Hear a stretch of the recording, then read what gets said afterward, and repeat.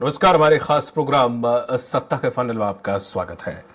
सत्ता के फाइनल में आपको आज बता दें कि खंडवा लोकसभा सीट के बारे में, जहां लोकसभा सीट पर क्या है समीकरण और क्या लोकसभा सीट का है रुझान, देखिए इस रिपोर्ट में। मध्य प्रदेश में विधानसभा चुनाव के बाद बीजेपी अपनी जीत को साथ लेकर विधानसभा चुनाव की तैयारी में जुट गई है, तो कांग्रेस भी हार के सबक लेकर लोकसभा चुनाव में नई तैयारियों के साथ जुटी है। गौरतलब है कि प्रदेश में लोकसभा की 29 सीटें आती हैं। 2019 के आम चुनाव में बीजेपी ने एक तरफा 28 सीटें जीती थी, जबकि कांग्रेस ने 1 सीट जीती थी। अब बीजेपी का लक्ष्य पूरी 29 सीटों पर है, तो वहीं कांग्रेस भी अपने प्रदर्शन को सुधारने के प्रयास में लगी है। बात अगर प्रदेश की खंडवा लोकसभा सीट की जाए तो यह सीट बीजेपी और कांग्रेस के लिए बेहद अहम मानी जाती है। मध्य प्रदेश की खंडवा लोकसभा सीट राज्य में निमाड़ की सबसे महत्वपूर्ण सीट मानी जाती है। खंडवा लोकसभा सीट सामान्य के लिए आरक्षित है। यह सीट महाराष्ट्र के इलाकों से सटी है। ऐसे में इस सीट पर महाराष्ट्र की सियासत का भी असर दिखता है। खास बात यह है कि यह सीट मध्य प्रदेश में बीजेपी का मजबूत किला मानी जाती है, जहां बीजेपी लगातार जीत हासिल कर रही है। इस सीट से पूर्व राष्ट्रीय अध्यक्ष स्वर्गीय कोशाभाऊ ठाकरे, स्वर्गीय नंद कुमार सिंह चौहान और कांग्रेस के प्रदेश अध्यक्ष रहे अरुण यादव प्रतिनिधित्व कर चुके हैं। विधानसभा चुनाव के नतीजों के हिसाब से इस बार भी यहां कांग्रेस की राह मुश्किलों से भरी है। इस खबर में हम आपको खंडवा लोकसभा सीट के समीकरणों के बारे में बताएंगे। दरअसल खंडवा सीट सबसे मजबूत नंदू भैया यानी कि नंद कुमार सिंह चौहान की सबसे ज्यादा जीतने वाले सांसद यहाँ रह चुके हैं। यहाँ की आम जनता ने उन्हें 6 बार चुनकर संसद भवन तक पहुँचाया था। निश्चित रूप से, क्योंकि मैं इस क्षेत्र का जनप्रतिनिधि होने के नाते जो काम रुके थे उन कामों को गति देने के लिए लगातार काम किया है, और उसी का परिणाम है कि आज आप जो चौमुखी विकास देख रहे हैं हर क्षेत्र में मेरी सहभागिता है। तो कहते रोड तेज गति के साथ चल रहा है, रेलवे के थे, रेलवे को गति मिली है। जहाँ पर टावर नहीं थे वहाँ टावर बनाए, जो भारत सरकार के अधीन काम है उन कामों को गति देने काम किया। और मध्य प्रदेश सरकार की तरफ से भी, चाहे कृषि विभाग से हो, चाहे पीडब्ल्यूडी से हो, चाहे प्रधानमंत्री सड़क से हो, सब दूर से काम कर रहे हैं। और इस जिले में ही नहीं, पूरे संसदीय क्षेत्र में जल जीवन मिशन के माध्यम से गाँव-गाँव में पानी की टंकियाँ बनाकर घर घर तक नल से जल पहुँचाने का काम किया। देखिए, प्रत्याशी हमेशा वो होना चाहिए जो जुझारू हो और हमारे खंडवा की आवाज़ को बाहर तक उठा सके, और ऊपर से जितनी भी योजनाएं केंद्र की तरफ से आ रही हैं उस योजनाओं का लाभ हमारी इस तहसील, ज़िले और प्रदेश को करा सकें। क्योंकि मैं एक व्यापारी हूं और व्यापारी दृष्टिकोण से खंडवा देखा जाए तो सारी सुविधाएं जो व्यापार के लिए होना चाहिए वो उपलब्ध है। यहाँ पानी जो अपन 4 अदर स्टेट को दे रहे हैं, बिजली एशिया में सबसे बड़ी बिजली प्रोडक्शन का क्षेत्र है खंडवा, और ज़मीन भी बहुतायत में स्थित है। ट्रेन के साधन जो एक आवागमन के होना चाहिए वो बहुत अच्छी सुविधा खंडवा में है। एक नेतृत्व में, जिसको बोलते हैं एक ऐसा नेतृत्व हो जिसके मन में आगे बढ़ाने की शहर को क्षमता हो, वैसा यदि प्रतिनिधित्व खंडवा को मिला तो हो सकता है हमारा खंडवा जो बहुत दिनों से विकास की राह देख रहा है वो चौमुखी विकास कर पाएगा। विकास के नाम पे खंडवा में 0 बटे सन्नाटा है। सारे वार्डों की स्थिति दर्दनीय है, इतनी खराब स्थिति है। बाकी ये लोगों को इतनी बार आवेदन निवेदन करने के बाद में भी किसी सूरत में सुनने के लिए तैयार नहीं है। बजट का हवाला देते हैं, बजट का हवाला देते हैं, तो इससे पहले भी 25 साल 30 साल से नगर निगम चल रही है, विकास कार्य हो रहे हैं। तो इस बार ऐसा क्या हो गया है कि जो किसी भी वार्डों के अंदर काम नहीं दिया जा रहा है। तब यहाँ पर नर्मदा लाइन का काम हुआ, जब यहाँ पर सरकारी अपना मेडिकल कॉलेज आया, अरुण यादव जी ने बहुत यहाँ पर विकास किया था। उसके बाद से आप देखिए खंडवा को न बाईपास मिला है, न यहाँ कोई रोजगार मिला है, न यहाँ पर देखिए चारों ओर भ्रष्टाचार। बीजेपी के शासनकाल में चारों ओर भ्रष्टाचार है। हम ये चुनाव भ्रष्टाचार पे लड़ेंगे। यहाँ पर इनके कार्यकाल में 140 करोड़ की पाइपलाइन में भ्रष्टाचार हुआ। आप देखिए खंडवा नगर निगम की स्थिति क्या है, खंडवा शहर की स्थिति क्या है। हमारा इस बार का मुद्दा रहेगा खंडवा को भ्रष्टाचार मुक्त बनाना है और खंडवा में विकास की लहर लाना है। इसके लिए हम कांग्रेस के अच्छे प्रत्याशी उतारेंगे, जो भी कांग्रेस पार्टी जो तय करेगी, जो भी यहाँ चुनाव लड़ेंगे। 100% इस बार खंडवा लोकसभा चुनाव में कांग्रेस का प्रत्याशी अच्छे बहुमतों से जीत हासिल होगी। वर्तमान सांसद से क्या अपेक्षा थी, कितना खरे उतरे? देखिए, वर्तमान सांसद से तो पूरे शहर को बहुत सारी प्रतीक्षा वो थी कि उम्मीदें, लेकिन देखिए आप देखिए उन्होंने एक भी काम मेरे हिसाब से और जनता के हिसाब से तो उन्होंने खरे नहीं उतरे हैं। और इस बार उनका टिकट भी अधर में है, इस बार किसी नए चेहरों को मिलेगा। जैसे बीजेपी की परिपाटी रही है कि जो आदमी काम नहीं करता उसका चेहरा बदलकर वह लोगों के साथ ठगी करने की कोशिश करती है। तो इस बार भी इनका प्रयास रहेगा कि चेहरा बदल दिए, कहीं नया नाम ला दें जिससे पब्लिक को लगे कि ये विकास करेंगे, लेकिन चेहरा बदलने से पाप नहीं बदलता। देखिए, वर्तमान में प्रत्याशी बदलना चाहिए नहीं बदलना चाहिए इस विषय पे तो नहीं बोल पाऊंगा मैं, लेकिन वर्तमान में खंडवा लोकसभा में बहुत सारे मुद्दे हैं खंडवा के युवाओं से संबंधित, जैसे इनको रोजगार, शिक्षा, चिकित्सा। आप देख रहे हैं चिकित्सा के क्षेत्र में बड़े बड़े हॉस्पिटल बन गए, लेकिन जितने डॉक्टर होने चाहिए वर्तमान में अभी वहाँ पे नहीं है। आए दिन वहाँ विवाद होते हैं, आए दिन लापरवाही देखने को मिलती है। खंडवा में जो युवा है, एसएन कॉलेज है जो एक रीजनल सेंटर है, यहाँ पे खंडवा, खरगोन, हरदा, बुरहानपुर सभी के छात्र आते हैं। हमारी मांग ऐसी थी कि एसएन कॉलेज को क्यों ना एक निमाड़ यूनिवर्सिटी के नाम से, जो आसपास के 4-5 जिलों को लेके, और खंडवा लोकसभा के जिसमें इसमें 2 से 3 जिले हैं और पर्याप्त सभी चीज़ें वहाँ एसएन कॉलेज में हैं, तो क्यों ना इसको ये निमाड़ यूनिवर्सिटी के नाम से एक नया यूनिवर्सिटी बनाया जाए। संबंधित जो रेलवे लाइन है उनका कार्य जल्द से जल्द होना चाहिए। खंडवा में सड़कें हैं, फ्लाईओवर है और जमाने भर की जो समस्या है उससे खंडवा लोकसभा जूझ रही है। इन सभी समस्याओं का समाधान करना चाहिए और इन विषयों को ध्यान में रख के ही मतदाता को भी वोट देना चाहिए। जिस प्रकार पूरे देश के अंदर हम देख रहे हैं कि भारतीय जनता पार्टी और देश के प्रधानमंत्री नरेंद्र मोदी द्वारा जो आधुनिक युग और आधुनिक भारत का जो निर्माण किया जा रहा है, जिसके चलते लगातार हम देख रहे हैं कि चाहे वो कोई भी मामला हो, धर्म से जुड़ा मामला हो, जनहित का मामला हो या विकास का मामला, तीनों में भाजपा लगातार हमारी सरकार आगे बढ़ रही है। और उन्हीं के देश के प्रधानमंत्री नरेंद्र मोदी के नेतृत्व में ही ये 2024 का हम चुनाव लड़ने जा रहे हैं। निश्चित तौर पर जो माहौल पूरे देश में बना है, ये नहीं कि हम झूठे वादे करते हैं, जो वादे करते हैं उसको निभाते हैं और उसी लिए हमको जनता साथ देती है। इस बार भी लोकसभा चुनाव जो होने जा रहा है, निश्चित तौर पर हमारे खंडवा लोकसभा क्षेत्र के जो सांसद है, क्योंकि उपचुनाव हुआ था ज्ञानेश्वर पाटिल, और उनके लगातार प्रयास से हम देख रहे हैं कि लगातार संसदीय क्षेत्र में काफ़ी विकास कार्य किए गए हैं। साथ ही कई प्रकार की जो नई योजनाएं भी उन्होंने यहाँ पर लाई है, जिसके माध्यम से पूरे संसदीय क्षेत्र का विकास चल रहा है।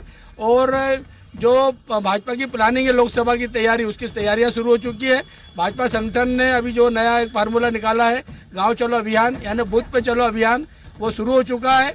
चाहे वो देश के प्रधानमंत्री हो, राष्ट्रीय अध्यक्ष हो, प्रदेश अध्यक्ष हो, मंत्री हो, वो पूरे 24 घंटे एक बूथ पर रहेंगे। वहाँ के वरिष्ठ लोगों से मिलेंगे, समाज सेवा के लोगों से मिलेंगे, डॉक्टरों से मिलेंगे, कार्यकर्ताओं से मिलेंगे। 24 घंटे का समय देकर कहीं न कहीं वहाँ पर जो ये जो अभियान चल रहा है कि बूथ पे चलो अभियान, वो 24 घंटे बैठकर कहीं न कहीं है कि लोगों से मिलना जुलना भी होगा और किस प्रकार वो भाजपा को चाहते हैं, इस प्रकार की चर्चा होकर निश्चित तौर पर जो हमारा इस बार का जो फार्मूला है कि 400 पार का, निश्चित वो सफल होगा। और वही मिशन 29 का जो हमारा मध्य प्रदेश का है, वो भी हम 29 सीटें जीतेंगे और पूरे देश के अंदर 400 सीटें जीतेंगे। खंडवा लोकसभा सीट पर सबसे पहले 1962 में चुनाव हुआ था, जिसमें कांग्रेस के महेश दत्त ने जीत हासिल की थी।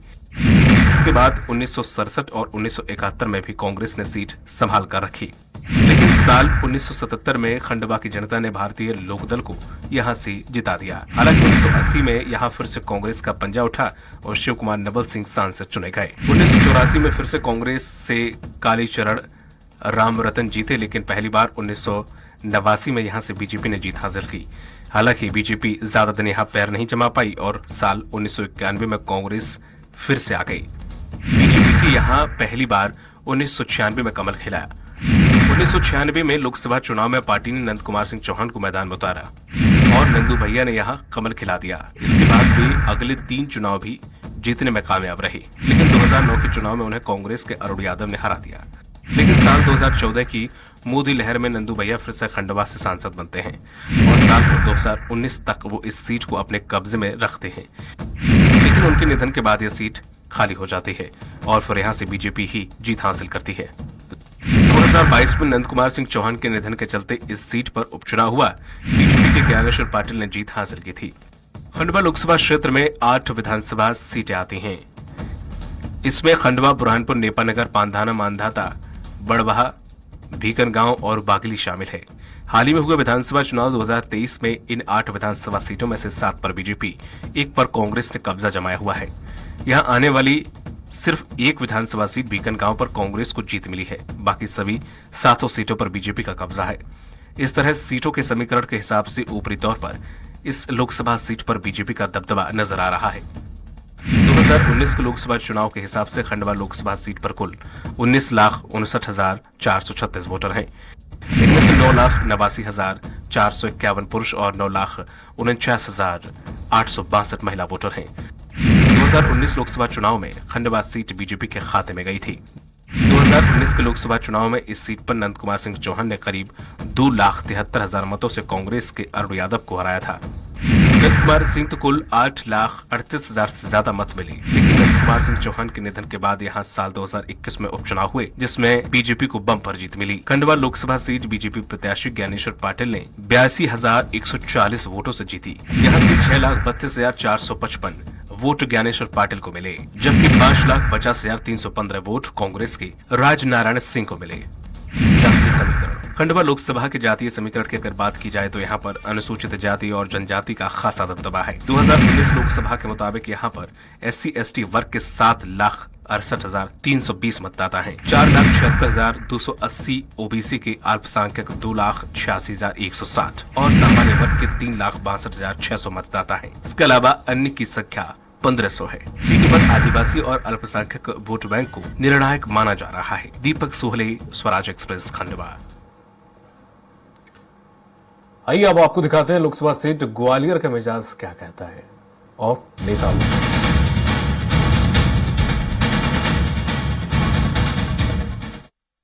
ग्वालियर के मतदाताओं ने दिग्गजों को चुनकर लोकसभा में भेजा है।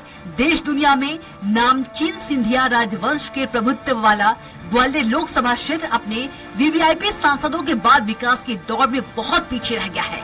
ऐतिहासिक शहर ग्वालियर के विकास को देखकर यह अंदाजा लगाना भी मुश्किल होता है कि राजमाता विजयराजे सिंधिया, अटल बिहारी वाजपेयी, NK शेजवलकर, माधवराव सिंधिया, जयभान सिंह पवैया, यशोधरा राजे, नरेंद्र सिंह तोमर जैसे नामचीन राजनेताओं ने इस शहर का लोकसभा में प्रतिनिधित्व किया है।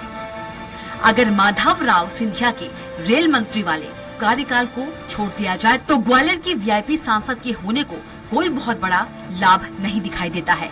आज भी ग्वालियर विकास की दौड़ में अपने समकक्ष मध्य प्रदेश के ही शहरों से बहुत पीछे है। इसके कारणों और संभावनाओं पर चर्चा के पहले एक नजर ग्वालियर संसदीय क्षेत्र के इतिहास और भूगोल पर। ग्वालियर से अब तक निर्वाचित सांसद ग्वालियर लोकसभा सीट 1952 से ही अस्तित्व में। 1952 में पहली बार VG देशपांडे सांसद चुने गए।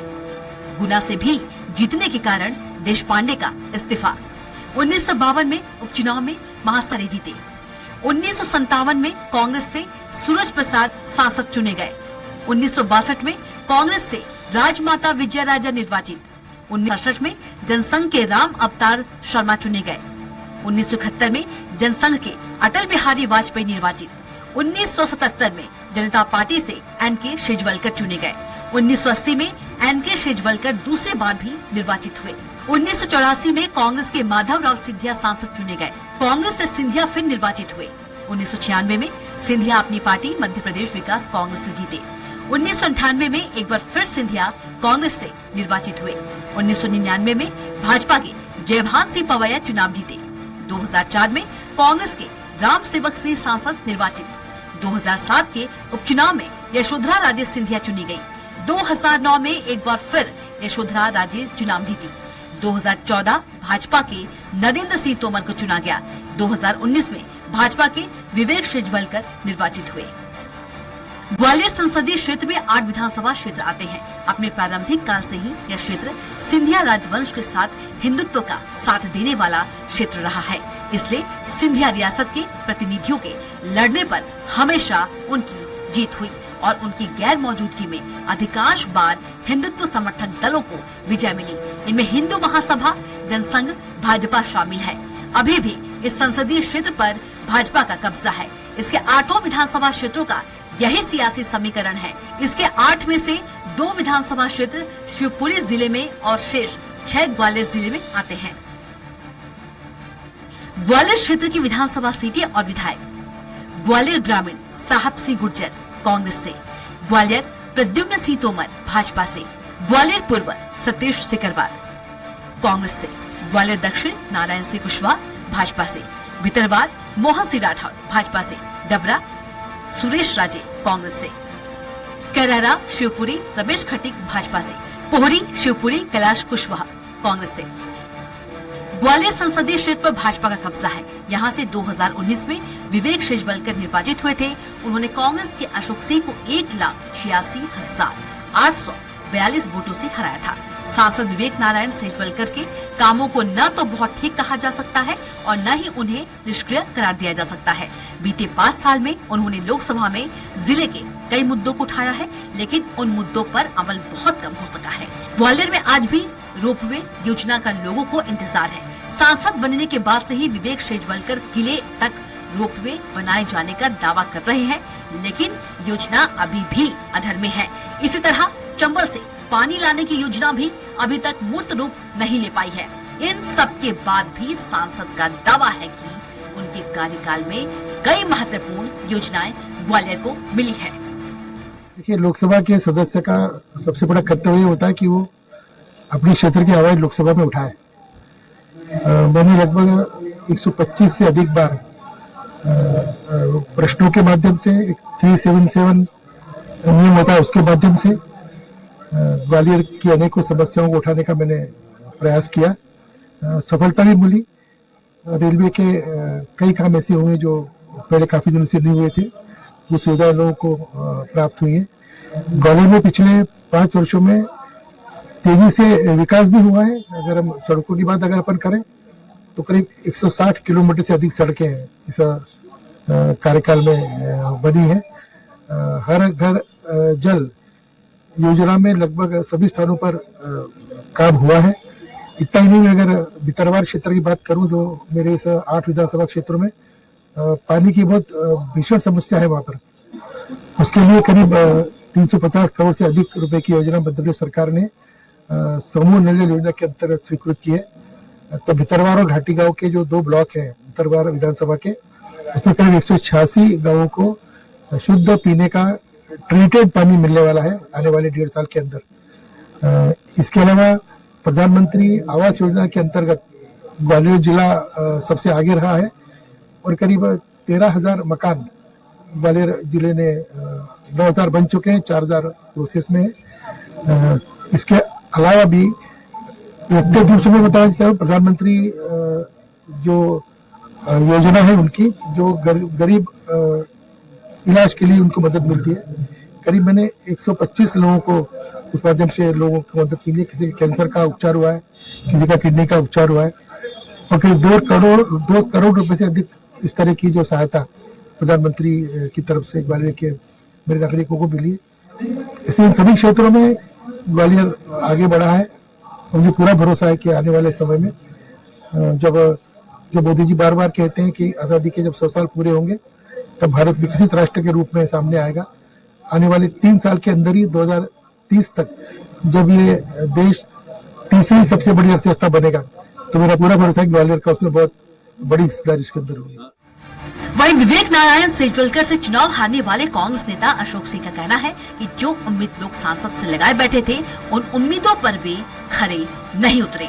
अशोक सिंह दावा करते हैं कि अगर उन्हें दोबारा चुनाव लड़ने का मौका मिला तो वे इस बार अच्छी जीत दर्ज कर उन तमाम योजनाओं को चालू कराने का प्रयास करेंगे जिसको लेकर लोग काफी समय से बाट जोड़ रहे हैं। देखिए, ये तो पूरे राष्ट्रीय स्तर की बात है कि बेरोजगारी और महंगाई को जो भारतीय जनता पार्टी सरकार ने जो मुख्य मुद्दा है वो मुद्दों से ध्यान भटकाया है और उसको उस तरफ ले जाने का प्रयास किया है जो कि इस देश के लिए ठीक नहीं है। जहाँ तक बात है भाई, भारत में सभी धर्मों के लोग रहते हैं, सभी लोगों का सम्मान करना चाहिए और उसकी जगह इस तरह का एक भाव पैदा किया जा रहा है जिस तरह से मान लीजिए कि हम लोग धर्म के विरोधी हैं। धर्म कौन नहीं मानता? भगवान राम को कौन नहीं मानता? इस देश में शायद ही कोई व्यक्ति होगा जो राम को नहीं मानता हो। अभी जो वर्तमान में सांसद के कामों को लेकर आप कितना आंकती है, क्या मानती है कि कितने काम देखो किए उन्होंने? इसका जनता ही इसका उत्तर देती है। जनता की नज़र में जो होगा, जो काम किया होगा उस तरह से। हालांकि आप ही तो आंकते हो ना। हालांकि जो है सांसद जी सज्जन व्यक्ति है और मुझे नहीं लगता कि उनकी सज्जनता के तो हम सभी पार्टियों के लोग कायल हैं। ग्वालियर के मतदाताओं का सांसद को लेकर अपना अपना तर्क है। जहां कुछ लोग मानते हैं कि सांसद विवेक शेजवलकर ने काफी काम कराए हैं और लोकसभा में उनके क्षेत्र की आवाज उठाई है, वहीं कुछ लोगों का कहना है कि सांसद के रूप में विवेक शेजवलकर जी काम संतोषजनक नहीं माना जा सकता है। उन्हें विकास के जिन कामों को करना था वे ठीक तरीके से नहीं कराए गए। डबल इंजन की सरकार के चलते बेहतर विकास का दावा सही साबित नहीं हुआ है। आज भी ग्वालियर अंचल के लोग मूलभूत सुविधाओं के लिए परेशान हैं। निस्संदेह डबल इंजन की सरकार, जैसा कि भाजपा का कहना है कि डबल इंजन की सरकार है, विकास की प्रक्रिया बढ़ेगी और निस्संदेह अगर प्रतिनिधि सही हो तो उसका फायदा भी मिलेगा और मिलना चाहिए। कोई भी विकास कार्य है तो अगर जैसे कोई विकास कार्य है केंद्र से जहां मदद, आर्थिक मदद की ज़रूरत है तो केंद्र देगा, स्टेट से मदद है तो स्टेट देगा। अब ये मान लीजिए केंद्र में बीजेपी की सरकार है और स्टेट में कांग्रेस की है तो कहीं ना कहीं फिर अड़ंगे आते हैं उसमें। अब बात वहीं आ जाती है कि अगर प्रतिनिधि कैसा है, वो कितना इंटरेस्टेड है क्षेत्र के विकास के लिए और वो कितनी स्कीमें लेके आ सकता है, वो प्रतिनिधि के ऊपर डिपेंड करता है। हमारे सांसद में ये खूबी होना चाहिए कि हमारी जो आवाज़ है वो लोकसभा में उठाएं और जनता की जो मांगे हैं, जनता की जो समस्याएं हैं उनका निराकरण कराएं। जो लोकसभा के माध्यम से होने लायक है वो उन समस्याओं का निराकरण लोकसभा के माध्यम से कराएं और विकास कराएं। ग्वालियर में जो है, जो ग्वालियर पिछड़ा हुआ है अभी तक, उसको जो है विकास कार्य को कराएं और विकास को गति दें। अच्छा प्रत्याशी होना चाहिए जो काम करे, जन जन की सेवा में हाजिर है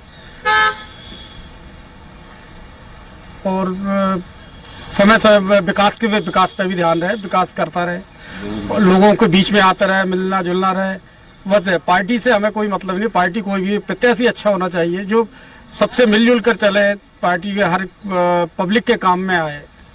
देखिए, ये सिर्फ जो हमारी भारतीय जनता पार्टी है सिर्फ प्रचार करने के लिए डबल इंजन की सरकार है, लेकिन डबल इंजन की सरकार होने का जो लाभ ग्वालियर की जनता को, ग्वालियर के लोगों को, ग्वालियर शहरवासियों को मिलना चाहिए वो नहीं मिल पा रहा है। सिर्फ कटआउट होर्डिंगों में दिखाई देती है डबल इंजन की सरकार, लेकिन धरातल पर इसका असर कहीं दिखाई नहीं। इस बुलेटिन में फिलहाल इतना ही। नमस्कार।